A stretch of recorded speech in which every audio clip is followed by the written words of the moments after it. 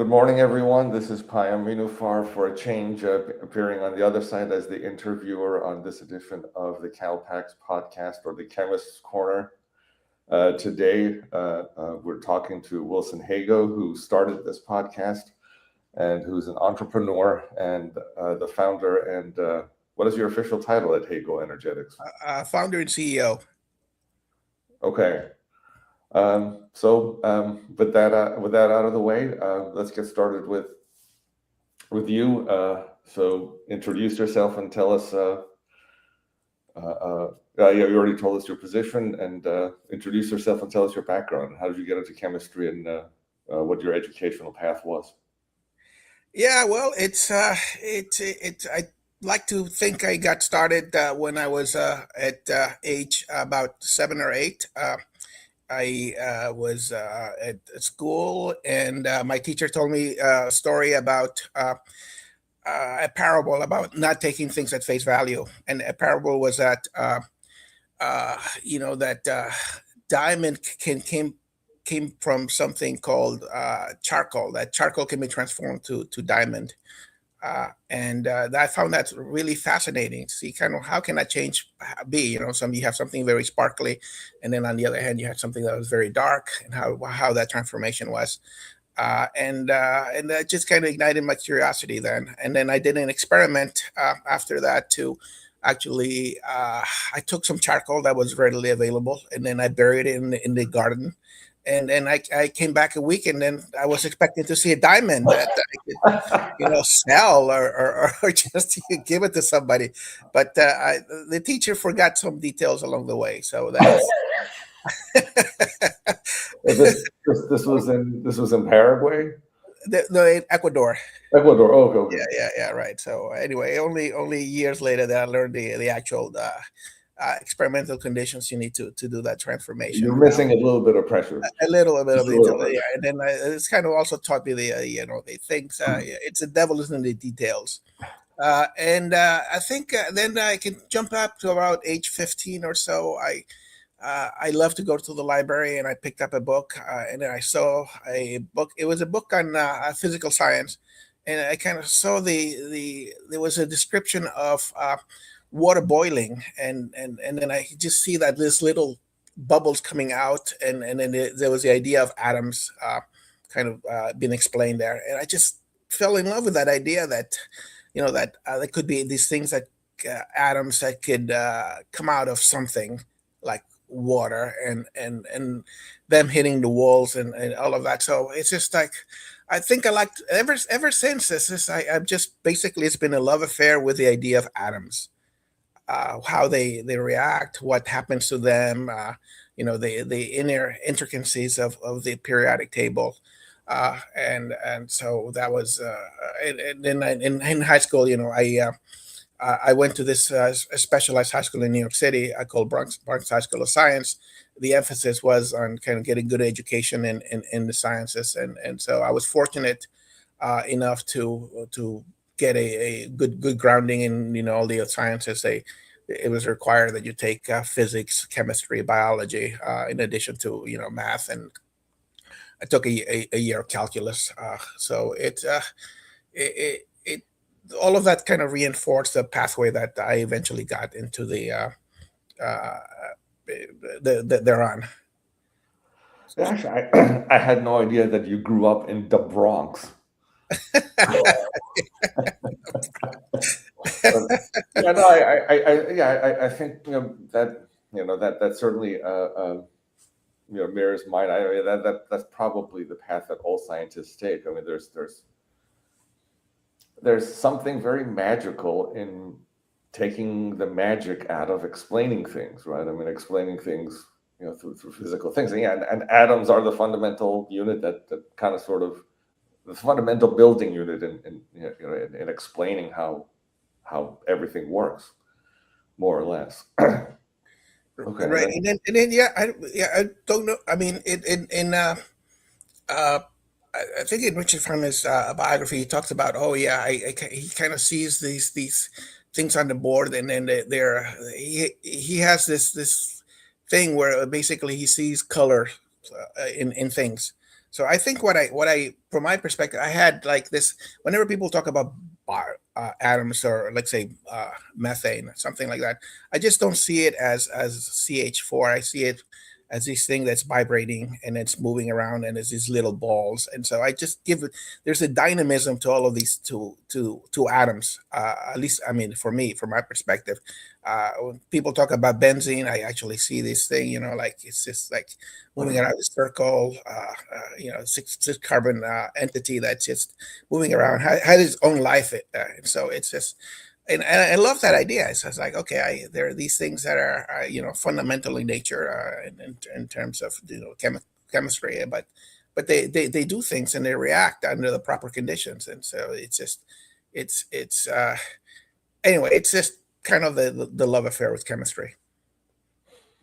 Yeah, I totally hear you. Then where'd you go to college? Okay, so I know you did, yeah. So talk about college and grad school. Yeah. So in college, I went to Harvard, and studied physics, and then that's one of the things. This is also, I was very fascinated with the fundamental natures, and then to learn about the four fundamental natures, and knowing the problem sets, and solving that. And I was also fascinated with the mathematics behind it.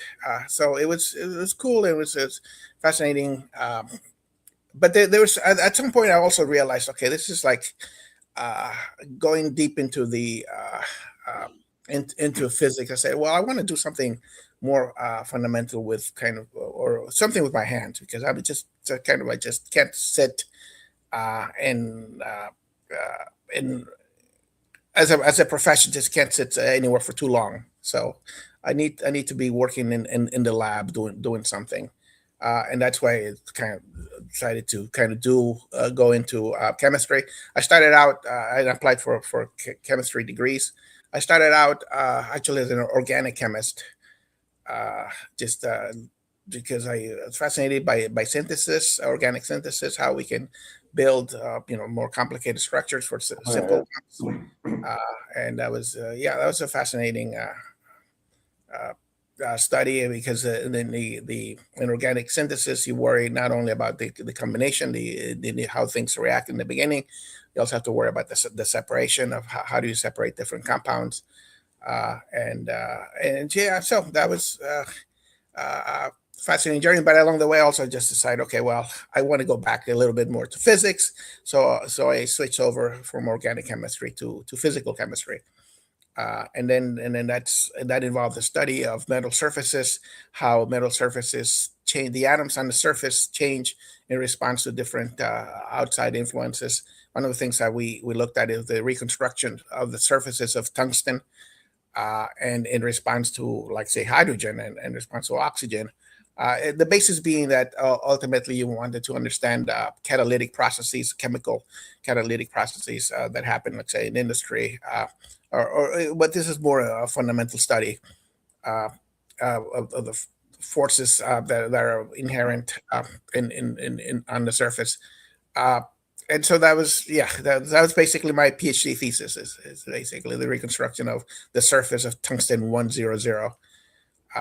And then after that, the journey took me to UC Santa Barbara, brought me to California. Actually, at the point that after graduate school, I just decided, okay, I need something, a different venue, because I was on the East Coast.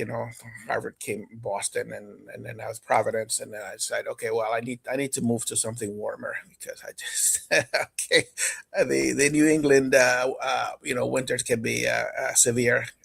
And so UC Santa Barbara back end, and then I did a postdoc at UCSB for 2 years, where studying molecular beams. Uh, What was that? molecular beams, basically, you put a gas through a restriction, and then you increase the velocity of that gas significantly, and so that gas was hitting a surface, and then you look basically at the reaction products from that result as a result. So the idea basically was, okay, you shot a stream of hydrocarbons at the surface of iridium, and then you looked at how that then the products, how that the surface or the, let's say, the some of the hydrocarbons broke down into different products, such as methyl radicals, or just a different hydrogen and carbon deposition on the surface. And so that was the idea, basically, again, is to study what the amount of energy needed in order to break down the hydrocarbons. And so that was the UCSB project, kind of project, for about 2 years. Are these the kinds of molecular beam studies where you can deduce the exact orbitals that start interacting at the Yes. point? Yeah, exactly. Yeah. What is the activation energy to do that, and how does it change in response to different things? So we were absorbing different metals on the surface to co-absorbing them. For example, we were putting lithium, potassium, sodium on the surface, and seeing how the activation energy for the hydrocarbon decomposition changed. Oh, okay. Actually, so ultimately was your bachelor's degree in physics, or did you do a double major? Well, it was just straight from after the college. You just went into a graduate degree, or you just get a PhD. Okay. Yeah, and that was and then the PhD was in physical chemistry. Okay. Okay. Yeah. All right. Yeah. And so you have actually, I did not know about your pedigree. Okay, yeah. So you went from Harvard to Brown for your PhD, and then to UCSB, which is kind of it's an underrated school. It's an absolute powerhouse when it comes to physics and chemistry. It's not particularly well known, although I think in time it will be. So what did you do after grad school, and exactly at what point did you say, the hell with academia, I'm going to become an entrepreneur? Yeah, the grad school. I mean, I looked for I was thinking about an academic career, but then I there was this job that was being advertised kind of right around the time I'm finishing with graduate school, and it was a job to work for a battery company in town.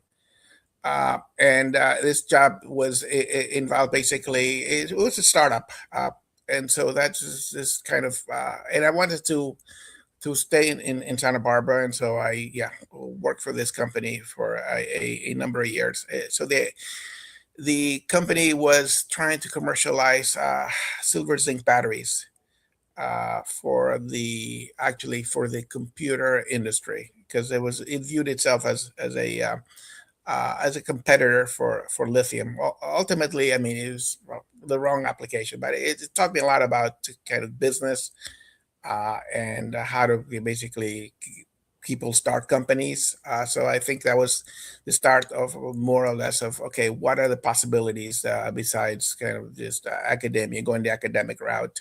Uh, how do people kind of raise money? What needs to happen in terms of kind of also research? So what I was doing research at that company. I mean, as a research scientist, looking at different polymers, and actually that introduced me to the reactions of cellulose, and actually how you can dissolve cellulose, and something totally new, and something that actually that had no experience beforehand in this new job. I mean, it's just totally. It was polymer chemistry, it was electrochemistry. Yeah. None of my experience, in graduate school, or even in college, it kind of taught me to that. But it's in the new jobs, you just learn to kind of, okay, how do most important thing, I think, or one of the most important thing that you have to consider when you kind of move on to something new, is just how do you learn, how do you adapt to the situation, what do you need to know, and so this is very useful, that because I didn't know anything about polymer chemistry at that point. I didn't know anything about actual hands of electrochemistry. And I Yeah, had to actually build besides, batteries from scratch. but yeah, besides polymer chemists, nobody knows anything about polymer chemistry. Yeah. I mean, but everybody ultimately ends up having to deal with polymers, and there, of course, there's a lot of frustration involved, and there are systems that just don't behave the way they don't behave intuitively. But yeah, but they're a lot of fun to work with. Yeah, they are a lot of fun, and there was a lot of experiments where you wonder, you got some goop, and you say, "What is Right. it?" Yet that goop is somehow magical. It'll do Yeah, something. yeah, right, right. Um, because Yeah, actually, I remember that. Well, I remember when I was trying to transition out of my previous job.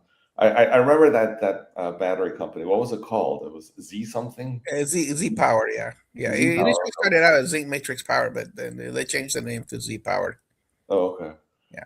And then so when yeah, like a lot of startups, that company started with a promise. They did a lot of work. You guys probably did a lot of solid work, learned a lot, but ultimately there was not a significant enough market application.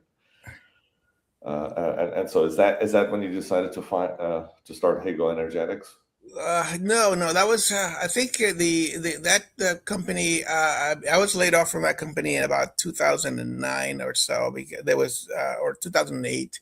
There was that recession that happened, Right, and so the right, company had started. It found itself in couldn't raise money at that point, and so it okay. laid off. I think that was half of the company was laid off. Uh, and yeah, so that at that point I was in between jobs, and I think I founded a company that called Efficient Hydrogen Motors, basically to design a new engine that was based on hydrogen. And it's interesting because I mean I've always kind of been interested in since graduate school on what hydrogen can do in the hydrogen economy, how we can basically replace the current fossil infrastructure with something more based on hydrogen and methanol. Uh, and so this is I think that was about for a year where we basically just sat down with a guy, a French guy, and then kind of hashed out a concept for a hydrogen engine, which actually it's we tried to raise money. At that point we were not successful, but interestingly a few years later somebody else picked up the concept, and then the company is actually still alive. If you look at EHM.BZH, there's a company in France that has is efficient hydrogen motors that kind of is uh, using the idea to kind of commercialize a hydrogen engine. It's a combustion engine. They use this hydrogen to, and then they're trying to kind of build, introduce it into trucks for the because the Europeans are very interested in hydrogen infrastructure. But Yeah, no, and they're actually they're investing a lot into diversifying their fleet, well, their transportation fleets, which is it is an unfortunate thing that there's not as much interest in doing that over here because, well, I mean, you look at California. I mean, we have all these air pollution problems, yet we have all these diesel trucks moving stuff around. We don't have electric trains. So this is definitely a marketplace that would benefit from it tremendously. So did you generate any patents? yeah, there was a few patents that generated from that, and that's yeah, that I think the still are. You can look them up. Yeah, that was we wrote patents on that, and then I think there was a patent on how to combine a hydrogen engine with carbon dioxide at absorption. Uh, and basically because a car normally takes in a lot of air, and so if uh, you have an absorbent, you can actually pull the CO2 from the incoming air. So that was yeah.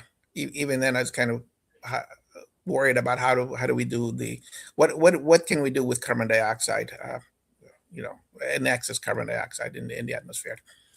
Uh, yeah. So after that, I got a job kind of with the same founder at a company called Cool Planet. Okay, And okay. Cool Planet, the idea was to take biomass and then use pyrolysis process, then take the pyrolysis gases and pass them through a catalyst and convert that to components that are used in gasoline. Uh, but also, when you decompose the biomass, pyrolyze the biomass, you get something called a carbonaceous product, solid product called biochar. And at that point, back I think around 2016 or so, nobody heard of the biochar, and so the company was aiming to commercialize that product. And then basically, because of the porous nature of the biochar, I mean, we're looking for different uses. What can we use this product for? And so eventually, I was kind of uh, uh, tasked with leading the commercialization effort for that biochar. And so that introduced me to agriculture, because then the idea was that, okay, this is, if you're going to make this product in massive amounts, you need to find a venue for it, and then the most suitable venue would be kind of agriculture, where it would be useful as some sort of soil amendment. And so yeah, so we were deeply involved in. I was deeply involved in that effort to commercialize the biochar. Now biochar these days is like, it's much more prevalent. There are a lot more producers, and it's viewed as uh, kind of the leading way of dealing with basically uh, carbon credits, and as an approach to taking care of of dealing with climate change, because it's a way of putting carbon dioxide and through plants, and then ultimately, if you paralyze it, then you're putting carbon into the soil, so you have a conduit from the atmosphere to the soil. Okay. Yeah, biochar has become a big deal in a number of circles. Yeah, and then that's that. I mean, and that's kind of after the Cool Planet. I did some consulting work, but ultimately I decided, okay, I need to basically do something in my in kind of on my own, and then I just started Hago Energetics. I think the start of that was also I applied for this thing at Singularity University. It was basically a program that's sponsored by Google. You spent a few months in Silicon Valley and then try to form a business. And the idea was to form a business around climate change. And so Okay. that's how it kind of got me more into okay, I'm just gonna go for it and start a business. And then, I mean, they teach you stuff about entrepreneurship. So that's what I encourage people to do, is just kind of, okay, study kind of the idea how entrepreneurs have started their own businesses, and see what it's like, because not everybody's cut out for it. I mean, it's a very stressful situation. You don't know how you're going to get paid, and but it's been an interesting journey.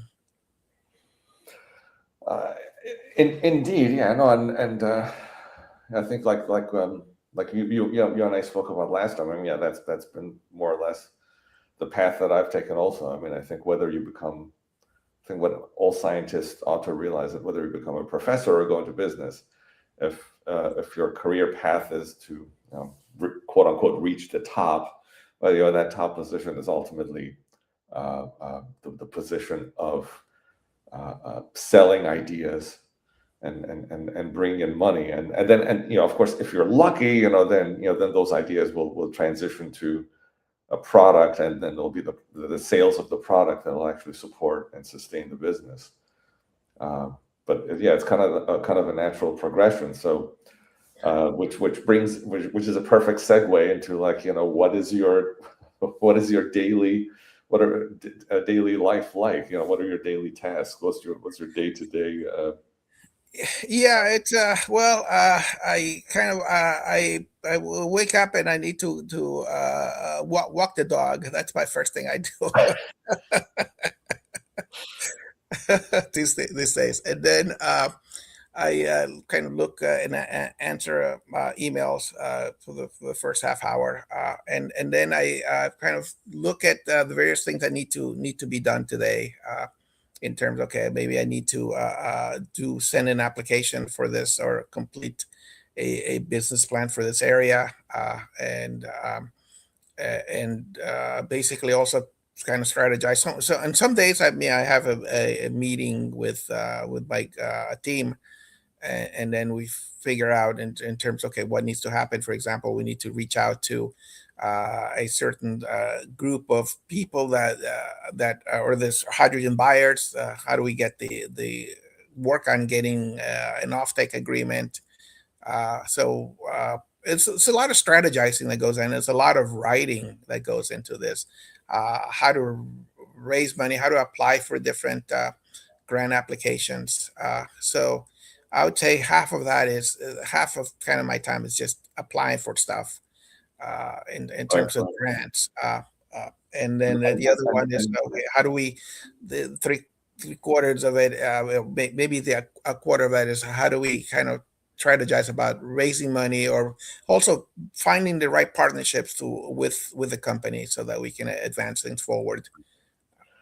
well, I mean, yeah. So when when I put together proposals, we have to come up. There's a technical plan, and then there's a business. There's a technical volume and a business volume, and of course, the technical volume is usually the easier part to write, and then the business volume, you have to come up with cost estimates and all that stuff. How rigorous, how how much do you hate writing business volumes? Have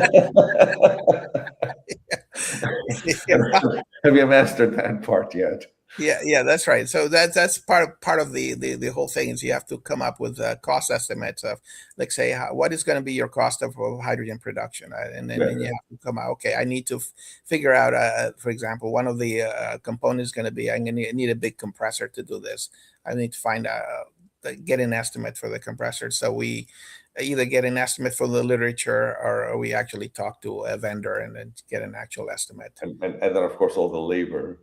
Yes, and the labor, that's right, and the insurance and the permitting. And so all of these things, in business, it's like a lot. It's kind of, people may think it's kind of all glamorous, but it's a lot of grunt work and that goes into all of this. And then you got to get used to it. I mean, if you want to pursue this path, because that's part of the whole thing. I mean, it's like going back to organic synthesis. It's like, separation is one of the necessary grunt things that you have to do in order to get your product right. So just every job has its grunt work. Yeah, no, and yeah, I mean, we kind of grow up not liking quote unquote the bean counters, but and bureaucracy gets a bad rap. But I mean, I think eventually you realize it's all of this paperwork that kind of builds the sort of trust that you need with your funding agency, or the people who are going to pay you money, so that you can get to do the science, in order to enable to do the science. So it's a system that we have. Nobody's really come up with a better system of doing things. But I mean, I think, yeah. So sort of the conclusion that I've reached is that it's good to have technical people kind of rise to these positions, so that we actually have people who understand what the benefits of the science are, and actually have the business skills to put the resources to do it. And that's essentially what you're doing the whole time. I mean, you're trying to gather the resources to do science and engineering. And it's a role that people should kind of, that scientists should be aware of, even if they don't like to do it. But it's an important thing to do. Yeah, I mean, it's interesting. I mean, you use a combination of different things. There's also a lot of people skills in all of this. So yeah, I mean, you're combining kind of science with, Yeah. business, and you have to deal with a lot of people. It's just so it's an independent thing. Yeah, no, It's that's the thing. part of the whole thing. I summarize it in the conclusion I've reached is, if you want to make a lot of money, learn how to deal with people.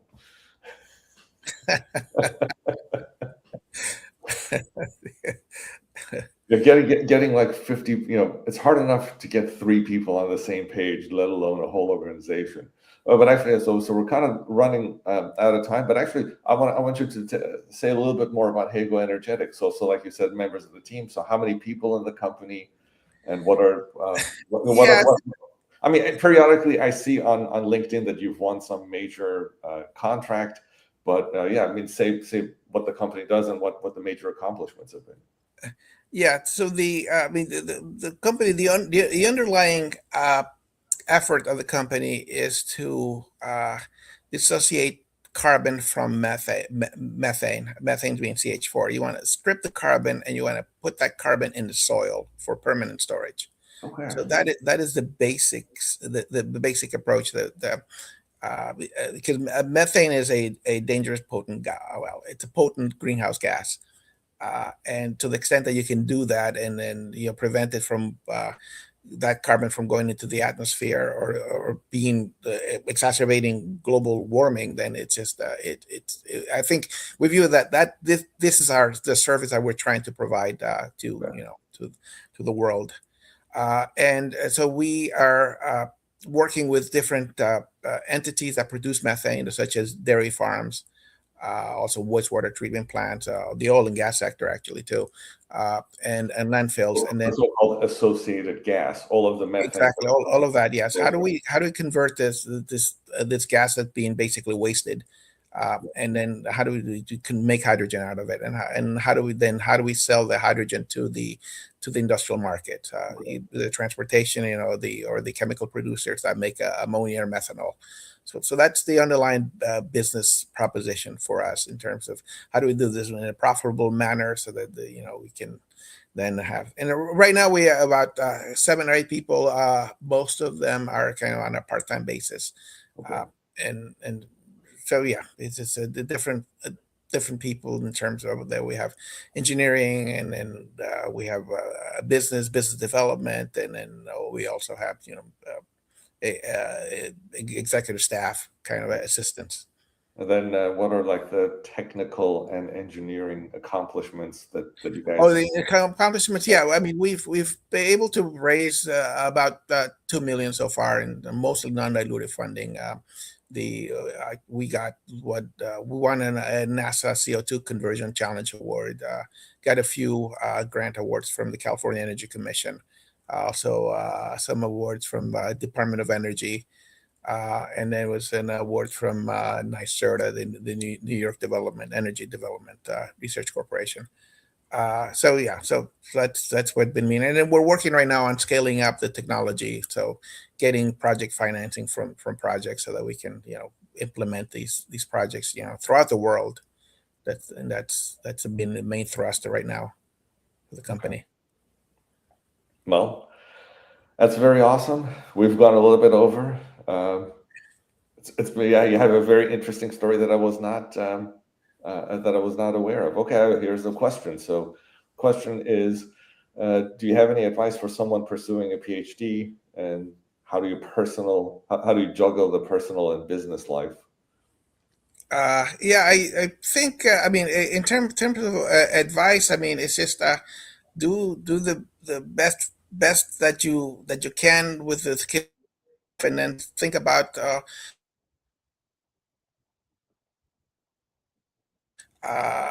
try to produce the best PhD you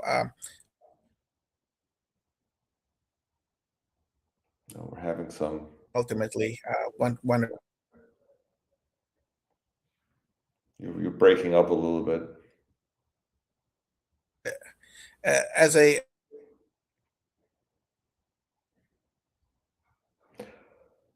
to what you want. Some people uh, think there's no there's of kind of life. So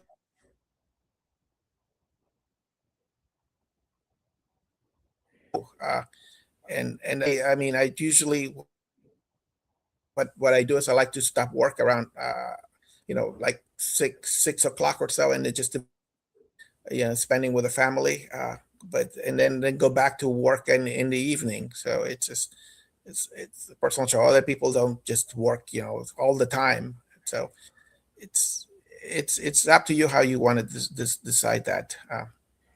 But whatever, in terms of you have to decide what makes you kind of happy in your life. But ultimately, I mean, you have to take all of these things into consideration. I hope that answers your question. Yeah, I hope so. Okay, and okay, so if there are no additional questions, well, this was a very fun conversation. I learned a Yeah, lot yeah. about Hago energetics. Thank you, Payama. We'll have to have you as a host from other yeah, or a Yeah, co-host for future podcasts. I'll be happy to do it, and yeah, I hope you capture more and more of those megatons of methane that are that are being released. There are lots of them. And just to say, I mean, you know, when you say dairy farms, you guys don't actually have like collection pods near the cows, do you? The biodigesters. Yeah, there's some farms that have basically lagoons, so they have a big hole in the ground and they just put them in there. Yeah, Oh, okay. yeah. So that's and then there's some other farms that have something called biodigester, where you basically let this thing ferment. Oh, okay. Yeah. All right. Very cool. All All right. right. Well, with that, this was a lot of fun. Thank you, Payam. Thank you for doing Uh, this. my pleasure. See you in Okay. at the next meeting. All right. Bye bye.